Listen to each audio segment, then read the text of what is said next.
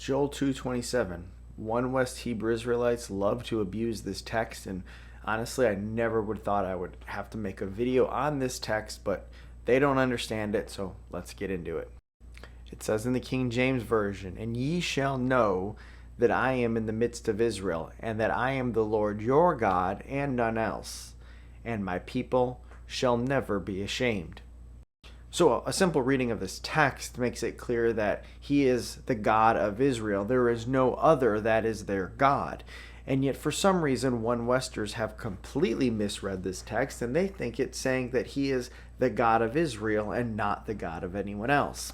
Now this is very problematic because when we look in Jeremiah, we find something very different. Jeremiah 32:27 says, "Behold, I am the Lord, the God of all flesh. Is anything too difficult for me?" So how could it be that he is only the God of Israel and yet somehow the God of all flesh? Well, the answer is simply that it does not mean he is only the God of Israel. If one simply goes into the Blue Letter Bible and goes to the Hebrew word ad, which means else, we can see what the meaning is. We pivot from here into Brown, Driver, and Briggs' Hebrew Lexicon. We go down towards the end of section 1 here, and it says, "There is none else besides." And there's a series of texts that are listed that include Joel 2:27. So to settle the matter of what this means, we'll simply look at all these other texts and see what it means in these texts. Does it mean that he is only the God of Israel, or that he is the only God? Deuteronomy 4:39, "Know therefore this day, and consider it in thine heart, that the Lord, he is God in heaven above, and upon the earth beneath. There is none else." He is the only one that is God of heaven above and earth beneath. In Deuteronomy 4:35 we read, "Unto thee it was showed that thou mightest know that the Lord, he is God, and there is none else beside him." 1 Kings 8:60, "That all the people of the earth may know that the Lord is God, and there is none else." He is the one who is God, nobody else. Isaiah 45:5, "I am the Lord, and there is none else. There is no God besides me."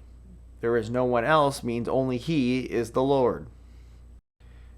Verse 6, "That they may know from the rising of the sun and from the west, that there is none besides me. I am the Lord, and there is none else."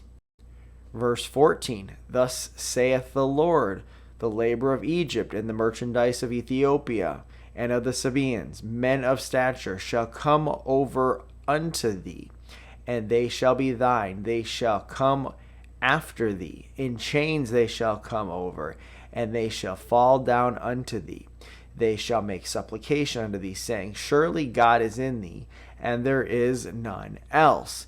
There is no God."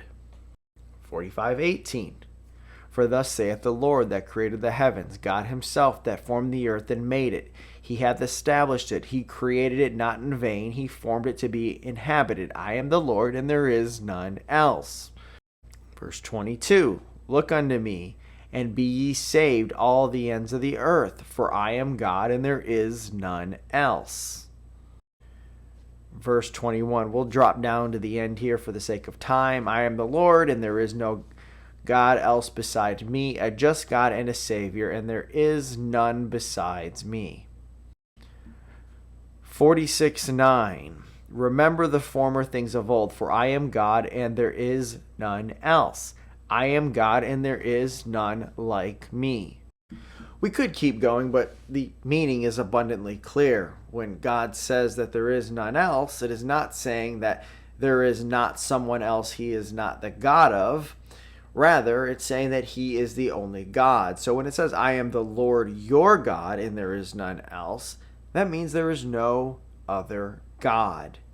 That's how this text has always been understood. It was never thought to mean anything to the contrary, but Hebrew Israelites have tried to hijack it to change the meaning.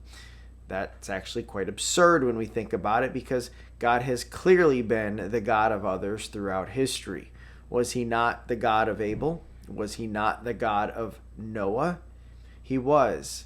He will always be the God of others because he is the God of all flesh.